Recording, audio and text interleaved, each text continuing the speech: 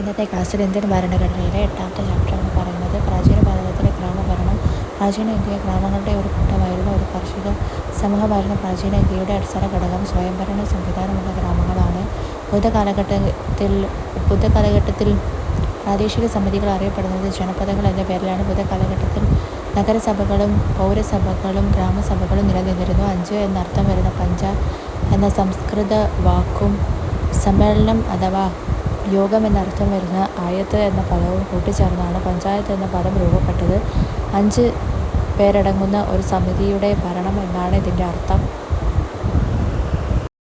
Indian ഉപഭൂഖണ്ഡത്തിൽ ഏറ്റവും പഴക്കം ചെന്ന ഭരണ സംവിധാനമാണ് പഞ്ചായത്ത്. ഓരോ ഗ്രാമത്തിൻ്റെയും ഭരണവ്യവസ്ഥകളുടെ ചുമതല നിർവഹിക്കുന്നത് ഗ്രാമമുഖ്യനാണ്. പുരാതന ഭാരതത്തിലെ ഗ്രാമസംഘങ്ങളെപ്പറ്റി പരാമർശമുള്ള കൃതികളാണ് മനുസ്മൃതി. ഇതിഹാസ കാവ്യങ്ങളായ രാമായണം, മഹാഭാരതം, കൗടില്യൻ്റെ അർത്ഥശാസ്ത്രം, ശുക്രാചാര്യരുടെ നീതിശാസ്ത്രം തുടങ്ങിയവയാണ്. ഗ്രാമഭരണത്തിൽ നീതിന്യായപരവും ഭരണപരവുമായ ചുമതലകൾ നിർവഹിച്ചിരുന്നത് ഗ്രാമസംഘം അഥവാ പഞ്ചായത്തുകളാണ്. ഗ്രാമഭരണം നിർവഹിച്ചിരുന്നത് തിരഞ്ഞെടുക്കപ്പെട്ട പഞ്ചായത്തുകളാണ്.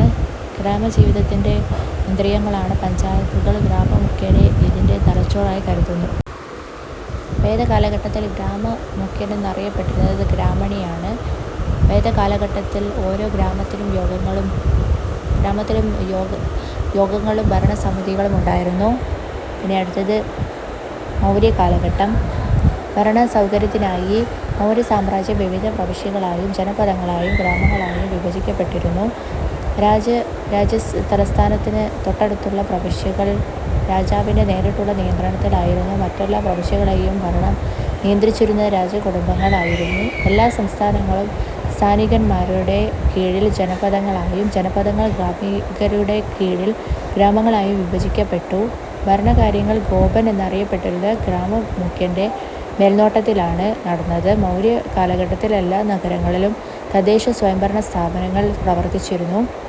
മൗര്യ കാലഘട്ടത്തിൽ നഗരഭരണം നിയന്ത്രിച്ചത് 30 പേരടങ്ങിയ മുനിസിപ്പൽ കൗൺസിലാണ്. ഈ കൗൺസിൽ 5 അംഗങ്ങളുള്ള 6 ഗ്രൂപ്പുകളായി വിഭജിക്കപ്പെട്ടിരുന്നു. കരകൗശല, വാണിജ്യ, വിൽപ്പന, നികുതി മുതലായവ കൈകാര്യം ചെയ്തിരുന്നു. പരമ്പരാഗതമായി ആയിരുന്നു മുനിസിപ്പൽ കൗൺസിലിലെ അംഗങ്ങളെ തിരഞ്ഞെടുത്തിരുന്നത്.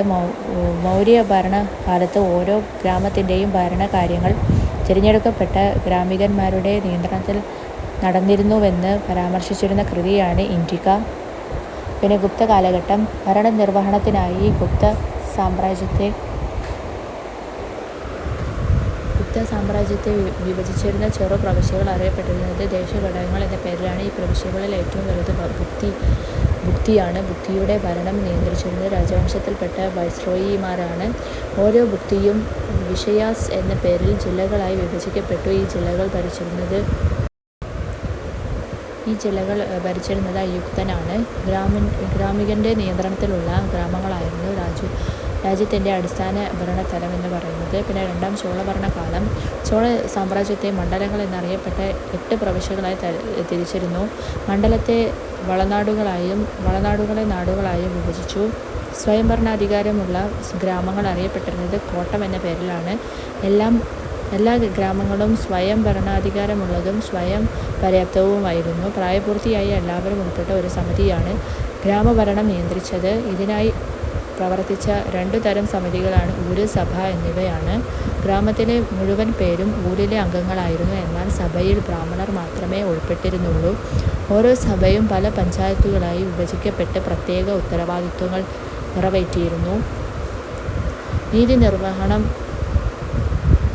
നികുതി പിരിവ്, നിർമ്മാണ പ്രവർത്തികൾ, ജലവിതരണം എന്നിവയ്ക്ക് പ്രത്യേകം പഞ്ചായത്തുകൾ ഉണ്ടായിരുന്നു. പഞ്ചായത്ത് അംഗങ്ങളെ തിരഞ്ഞെടുപ്പിലൂടെയാണ് നിയമിച്ചിരുന്നത്.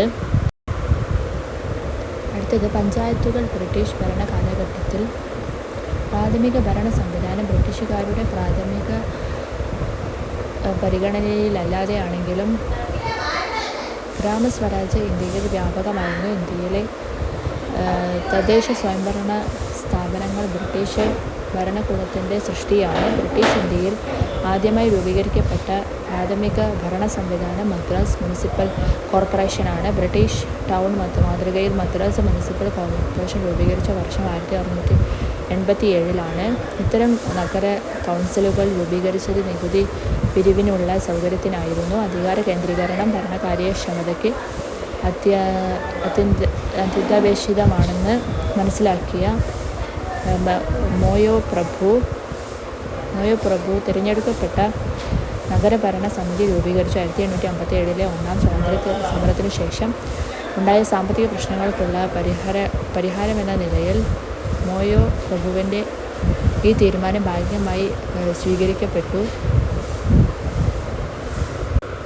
റിപ്പൺ പ്രമേയം. പ്രാദേശിക ഗവൺമെൻറ്റുകൾ രൂപീകരിക്കുന്നതിന് മുൻകൈയെടുത്ത ബ്രിട്ടീഷ് വൈസ്രോയിയാണ് റിപ്പൺ പ്രഭു. ഇന്ത്യയിൽ തദ്ദേശ സ്വയംഭരണ സ്ഥാപനങ്ങളുടെ പിതാവ് എന്നറിയപ്പെടുന്ന റിപ്പൺ പ്രഭുവാണ്. പ്രാദേശിക ഗവൺമെൻറ്റുകൾ അറിയപ്പെട്ടത് പ്രാദേശിക ബോർഡുകൾ എന്ന പേരിലാണ്. ഇന്ത്യക്കാർക്ക് രാഷ്ട്രീയവും ജനകീയവുമായ വിദ്യാഭ്യാസം നൽകുന്നതിന് പ്രാദേശിക സ്വയംഭരണ സർക്കാരുകൾ രൂപീകരിക്കുമെന്ന പ്രഖ്യാപനത്തോടെ റിപ്പൺ പ്രമേയം നിലവിൽ വന്നത് 1882 മെയ് 18 ഈ പ്രാദേശിക ഗവൺമെൻറ്റിൻ്റെ ഉദയം പ്രാദേശിക ഇന്ത്യൻ ജനാധിപത്യത്തിൻ്റെ മാഗ്ന കാർട്ട എന്ന് വിശേഷിപ്പിക്കുന്നു. അധികാര വികേന്ദ്രീകരണ കമ്മീഷനാണ്.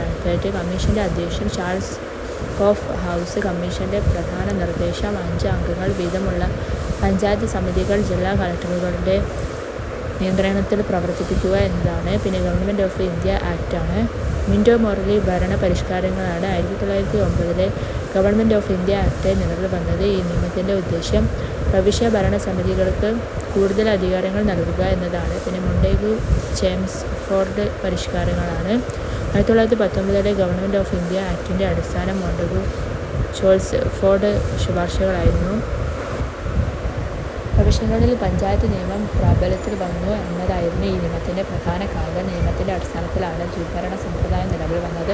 1919 മൊണ്ടേഗു ചേംസ്ഫോർഡ് ഭരണ പരിഷ്കാരങ്ങൾ പ്രാദേശിക ഗവൺമെൻറ്റുകൾക്ക് പുത്രികാരാജ്യ പദവി നൽകി.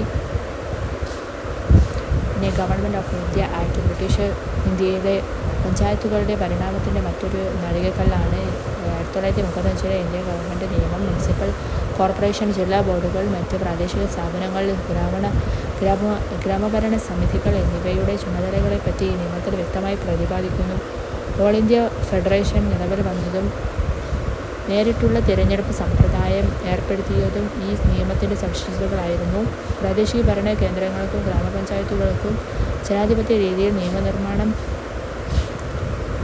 നടത്താനുള്ള കടമ തിരഞ്ഞെടുക്കപ്പെട്ട പ്രവിശ്യകൾക്കായിരുന്നു. 1935 ഗവൺമെൻറ് ഓഫ് ഇന്ത്യ ആക്ടിൻ്റെ തദ്ദേശഭരണവുമായി ബന്ധപ്പെട്ട ചില സവിശേഷതകളാണ് അടുത്തതായിട്ട്. പ്രവിശ്യകളിലെ ദ്വിഭരണ നിർത്തലാക്കി സ്വാഭാവിക സ്വയംഭരണം നൽകി. സംയുക്ത ഫെഡറൽ സംവിധാനം നിലവിൽ വന്നു. ആദ്യമായി നേരിട്ടുള്ള തിരഞ്ഞെടുപ്പ് പ്രാബല്യത്തിലായി. മുനിസിപ്പൽ കോർപ്പറേഷൻ, ജില്ലാ ബോർഡുകൾ, മറ്റ് പ്രാദേശിക സ്ഥാപനങ്ങൾ, ഗ്രാമഭരണ സമിതികൾ ഇവയുടെ ചുമതലകൾ വ്യക്തമാക്കി.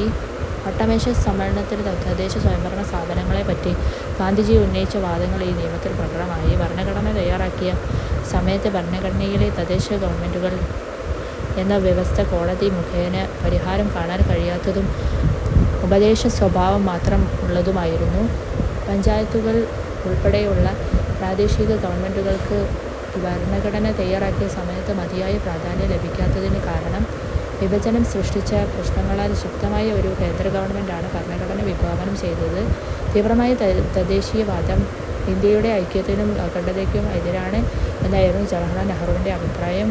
വിഭാഗീയതയിലും ജാതി വ്യവസ്ഥയിലും അധിഷ്ഠിതമായ ഗ്രാമീണ സമൂഹം പ്രാദേശിക ഗവൺമെൻറ്റുകളുടെ മഹത്തായ ലക്ഷ്യങ്ങളെ പരാജയപ്പെടുത്തുമെന്ന് ഭരണഘടനാ നിർമ്മാണ സഭയിലെ നിർണായക സാന്നിധ്യമായിരുന്ന ഡോക്ടർ BR അംബേദ്കർ വാദിച്ചു. പിന്നെ അടുത്ത പഞ്ചായത്ത് രാജ് ഗാന്ധിജിയുടെ വീക്ഷണത്തിൽ സ്വാതന്ത്ര്യ സമര കാലഘട്ടത്തിൽ സാമ്പത്തിക രാഷ്ട്രീയ അധികാരങ്ങളുടെ വികേന്ദ്രീകരണത്തിനു വേണ്ടി മഹാത്മാഗാന്ധി ശക്തമായി വാദിച്ചു. ഗ്രാമപഞ്ചായത്തുകളുടെ ശാക്തീകരണമാണ് അധികാര വികേന്ദ്രീകരണത്തിൻ്റെ മാർഗമെന്ന് ഗാന്ധിജി വിശ്വസിച്ചു. അധികാര വികേന്ദ്രീകരണത്തിൻ്റെയും പങ്കാളിത്ത ജനാധിപത്യത്തിൻ്റെയും ഉപകരണമായിട്ടാണ് ഗ്രാമപഞ്ചായത്തുകളെ കണ്ടത്. ഗാന്ധിജിയുടെ അഭിപ്രായത്തിൽ സമൂഹത്തിലെ എല്ലാ ജനവിഭാഗങ്ങളുടെയും ശാരീരികവും സാമ്പത്തികവും ആധ്യാത്മികവുമായ വിഭവങ്ങൾ സമാഹരിച്ച് അത് പൊതു നന്മയ്ക്കു വേണ്ടി പ്രയോജനപ്പെടുത്തുന്ന സുന്ദരമായ ഒരു കലയും ശാസ്ത്രവുമാണ് ജനാധിപത്യം. ഗാന്ധിജിയുടെ വിശ്വാസത്തിൽ ജനാധിപത്യം എന്നത് തികഞ്ഞ കെട്ടുറപ്പുള്ളതും ആത്മപ്രകാശന സ്വഭാവമുള്ളതുമായിരിക്കണം. പഞ്ചായത്തി രാജ് എന്ന സങ്കല്പത്തിൽ ഇന്ത്യൻ ഗ്രാമങ്ങൾ വ്യാപകവും മൗലിക പ്രാധാന്യം ഉള്ളവയുമാണ്. ഗാന്ധിജിയുടെ അഭിപ്രായത്തിൽ ശക്തമായ ഗ്രാമസമൂഹം പടുത്തുയർത്താൻ വേണ്ടത് ഐക്യ അവബോധവും അർത്ഥവത്തായ വ്യക്തിബന്ധങ്ങളും സാമൂഹിക ഉത്തരവാദിത്തങ്ങളുടെ പ്രോത്സാഹനവും സഹകരണ മനോഭാവവും മൂല്യങ്ങളുടെ പരിപോഷണവുമാണ്. ഗാന്ധിജി വികേന്ദ്രീകൃത ജനാധിപത്യം എന്ന ആശയം വികസിപ്പിച്ചത് സത്യം, അഹിംസ, വ്യക്തി സ്വാതന്ത്ര്യം എന്നീ വൈകാരിക ആശയങ്ങളോട് പൂർണ്ണമായും ചേർന്ന് നിൽക്കുന്ന വിധത്തിലാണ്. വികേന്ദ്രീകൃത ജനാധിപത്യം എന്ന ആശയത്തെ ഗാന്ധിജി വിശേഷിപ്പിച്ചത് പഞ്ചായത്തി രാജ്, ഗ്രാമസ്വരാജ് എന്നീ പേരിലാണ്. പ്രാദേശിക ഗ്രാമങ്ങൾ കഴിയാവുന്നത്ര സ്വാതന്ത്ര്യത്തോടെ, സ്വേച്ഛാധിപത്യമില്ലാതെ നൈസർഗികമായി എല്ലാ കാര്യങ്ങളിലും തീരുമാനമെടുക്കാനുള്ള കഴിവുള്ളവർ ആയിരിക്കണം. ജനാധിപത്യത്തെ വിശദീകരിക്കുവാൻ ഗാന്ധിജി ഉപയോഗിച്ച പദം സ്വരാജാണ്. സാമ്പത്തിക രാഷ്ട്രീയ അധികാരങ്ങൾ കേന്ദ്രീകരിക്കപ്പെടുമ്പോൾ പങ്കാളിത്ത ജനാധിപത്യത്തിൻ്റെ പ്രധാനപ്പെട്ട ആശയങ്ങൾ ലംഘിക്കപ്പെടുമെന്ന് ഗാന്ധിജി വിശ്വസിച്ചു. വികേന്ദ്രീകൃത ജനാധിപത്യത്തിൻ്റെ അടിസ്ഥാന ഘടകം ഗ്രാമങ്ങളാണ്. പഞ്ചായത്തി രാജ് സ്ഥാപനങ്ങളുടെ മൗലികമായ വികസനത്തിന് വിഭവങ്ങളുടെ നല്ല രീതിയിലുള്ള വിനിയോഗം ആവശ്യമാണെന്ന് ഗാന്ധിജി കണ്ടെത്തി. കൃഷിക്കും വ്യാവസായിക വികസനത്തിനും പഞ്ചായത്തും ഗ്രാമസഭകളും പ്രാദേശിക തലത്തിൽ കൂട്ടായ പ്രവർത്തനം നടത്തി വിഭവങ്ങൾ സമാഹരിക്കണം. അടുത്തത് പഞ്ചായത്തി രാജ് ഘടന. ഗാന്ധിയൻ വീക്ഷണത്തിൽ, ഗാന്ധിജിയുടെ വീക്ഷണത്തിൽ ഓരോ ഗ്രാമവും പൂർണ്ണമായ അധികാരത്തോടെയുള്ള സ്വയംപര്യാപ്ത റിപ്പബ്ലിക്കായിരിക്കണം. സ്വാതന്ത്ര്യം താഴെത്തട്ടിൽ നിന്ന് തുടങ്ങി സ്വന്തം നിലയിൽ പിടിച്ചു നിൽക്കാനുള്ള കഴിവുള്ളതും മറ്റു കാര്യങ്ങളിൽ ലോകത്തോട് പിടിക്കുന്ന രീതിയിലുള്ളതും ആയിരിക്കണം. ഒരു ഗ്രാമം മറ്റൊന്നിനേക്കാൾ മുകളിലോ താഴെയോ അല്ല. സദാ വികസിച്ചുകൊണ്ടിരിക്കുന്ന, പരസ്പര സഹായത്തോടെ പ്രവർത്തിക്കുന്ന ഗ്രാമവലയങ്ങളുടെ ഒരു കൂട്ടമാണിത്. ഗാന്ധിജിയുടെ വീക്ഷണത്തിൽ പഞ്ചായത്തി രാജ് അധികാരത്തെ ഉൽപ്പാദിപ്പിക്കുന്നത് താഴെത്തട്ടിൽ നിന്നുമാണ്. സ്വയം പര്യാപ്തവും സ്വാശ്രയവും ചൂഷണരഹിതവുമായ രൂപമായാണ് വികേന്ദ്രീകൃത പഞ്ചായത്തി രാജിനെ ഗാന്ധിജി കാണുന്നത്. പഞ്ചായത്തി രാജ് രാഷ്ട്രീയമായ ഒരു ക്രമീകരണമല്ല, മറിച്ച് ഒരു ജീവിതചര്യയാണ് എന്നാണ് ഗാന്ധിജി അഭിപ്രായപ്പെട്ടത്. അടുത്തത് പഞ്ചായത്തി രാജ്. സ്വതന്ത്ര ഇന്ത്യയിൽ ഗ്രാമങ്ങളുടെ രാജ്യമായ ഇന്ത്യയെ സമ്പൂർണ്ണ റിപ്പബ്ലിക് ആക്കി മാറ്റുക എന്നതായിരുന്നു ഗാന്ധിജിയുടെ ലക്ഷ്യം. ഗ്രാമസ്വരാജിലൂടെ ഗ്രാമീണ ജനതയ്ക്ക് പൂർണ്ണ അധികാരം കൈമാറുക എന്നത് ഗാന്ധിജിയുടെ ശക്തമായ ഒരു തീരുമാനമായിരുന്നു. ഗാന്ധിജിയുടെ അഭിപ്രായത്തിൽ തിരഞ്ഞെടുക്കപ്പെട്ട പഞ്ചായത്തുകൾ വഴി ഗ്രാമങ്ങൾ ജനങ്ങളാൽ ഭരിക്കപ്പെടണം. എന്നാൽ 1948 ഇന്ത്യൻ ഭരണഘടനയുടെ കരട് അവതരിപ്പിച്ചപ്പോൾ പഞ്ചായത്ത് ഭരണത്തെപ്പറ്റി പരാമർശം വഹിച്ച് ഗാന്ധിജി ഇതിനെ ശക്തമായി എതിർത്തു. തുടർന്ന് ഭരണഘടനയുടെ നിർദ്ദേശക തത്വങ്ങളിൽ അനുച്ഛേദം 40 പഞ്ചായത്ത് ഭരണത്തെപ്പറ്റി എഴുതി ചേർത്തു. സംസ്ഥാനങ്ങൾക്ക് ഗ്രാമപഞ്ചായത്തുകൾ സംഘടിപ്പിക്കുന്നതിനുള്ള അധികാരവും അനുമതിയുമുണ്ട്. അതിനാവശ്യമായ നടപടികൾ കൈക്കൊള്ളാവുന്നതാണ്. ഭരണഘടനയുടെ നിർദ്ദേശക തത്വങ്ങളിൽ ഉൾപ്പെട്ടതിനാൽ സംസ്ഥാനങ്ങൾക്ക് ഇത്തരം നിർദ്ദേശങ്ങൾ നടപ്പിലാക്കുന്നതിന് നിയമപരമായ ബാധ്യത ഉണ്ടായിരുന്നില്ല. ഗ്രാമവികസനം ലക്ഷ്യം വെച്ച് കൊണ്ട് ആരംഭിച്ച പദ്ധതിയാണിത്. ഒന്നാം പഞ്ചവത്സര പദ്ധതി കാലത്ത് ഗ്രാമവികസനത്തെ മുൻനിർത്തി നടപ്പിലാക്കപ്പെട്ട പദ്ധതികളാണ് അടുത്തതായിട്ട് communist development programme, national extension programme എന്നിവയാണ്. കമ്മ്യൂണിറ്റി ഡെവലപ്മെൻറ്റ് പ്രോഗ്രാം ആരംഭിച്ച 1952 ഒക്ടോബർ 2 നാഷണൽ എക്സ്റ്റൻഷൻ പ്രോഗ്രാം ആരംഭിച്ച 1953 പദ്ധതിയുടെ ലക്ഷ്യം ഗ്രാമീണ ജനതയെ സ്വാശ്രയത്വത്തിലേക്ക് നയിക്കുക എന്നതാണ്. 1953 ഒക്ടോബർ 2 NES പദ്ധതി കൂടുതൽ സംസ്ഥാനങ്ങളിൽ നടപ്പിലാക്കി. ഇതിനായി രാജ്യമെമ്പാടും ബ്ലോക്കുകൾ രൂപീകരിച്ചു. ഈ പദ്ധതിയുടെ നിർവഹണ ചുമതല ഉണ്ടായിരുന്നത് ബ്ലോക്ക് ഡെവലപ്മെൻറ്റ് ഓഫീസർമാർക്കായിരുന്നു. തിരഞ്ഞെടുക്കപ്പെട്ട 55 ബ്ലോക്കുകളിലാണ് ആദ്യമായി സാമൂഹിക വികസന പദ്ധതി നടപ്പിലാക്കിയത്. ഗ്രാമവികസന പ്രക്രിയയിലെ വിവിധ പ്രവർത്തനങ്ങളുടെ ഏകോപനം അടിസ്ഥാനമാക്കി ബ്ലോക്ക് വികസന ഓഫീസറെയും ഗ്രാമതല പ്രവർത്തകരെയും നിയമിച്ചു. എന്നാൽ പ്രാദേശികമായി സാമൂഹിക സാമ്പത്തിക വികസനത്തിൽ ഗ്രാമീണ ജനതയ്ക്ക് ജനാധിപത്യപരമായി പങ്കാളികളാകാൻ വേണ്ടത്ര കഴിയാത്തതിനാൽ ഇതൊരു പരാജയമായിരുന്നു. ഗ്രാമീണ ജനതയുടെ പങ്കാളിത്ത കുറവും ഇത് പരാജയപ്പെടാൻ മറ്റൊരു കാരണമായി. ബൽവന്ത്രായ് മേത്ത കമ്മിറ്റി 1957 വികേന്ദ്രീകൃത ജനാധിപത്യത്തിലെ പ്രശ്നങ്ങളെക്കുറിച്ച് പഠിക്കാൻ സ്വതന്ത്ര ഇന്ത്യയിൽ 1957 രൂപീകരിക്കപ്പെട്ട പ്രഥമ കമ്മിറ്റി.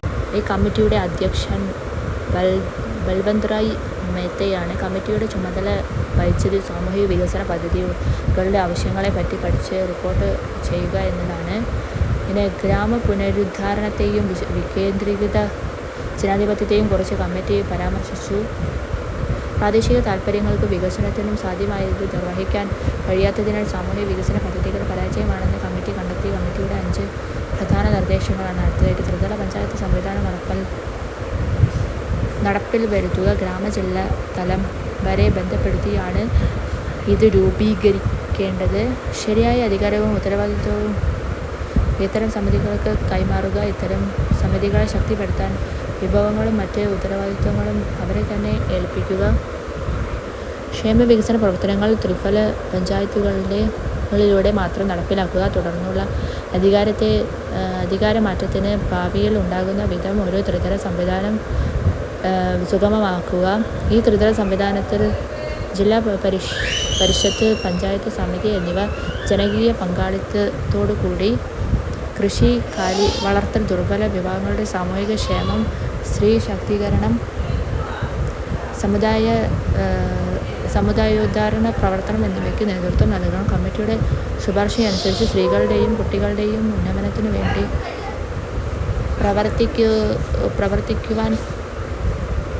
പ്രവർത്തിക്കുവാൻ താൽപ്പര്യമുള്ള 2 വനിതകളെ ആദ്യഘട്ടത്തിൽ നാമനിർദ്ദേശം ചെയ്യേണ്ടതാണ്. എന്നാൽ തിരഞ്ഞെടുക്കപ്പെട്ട സമിതിയിൽ വനിതകൾ ഉൾപ്പെടാതിരുന്നാൽ 2 പേരെ നാമനിർദ്ദേശം ചെയ്ത് ഉൾപ്പെടുത്തേണ്ടതാണ്.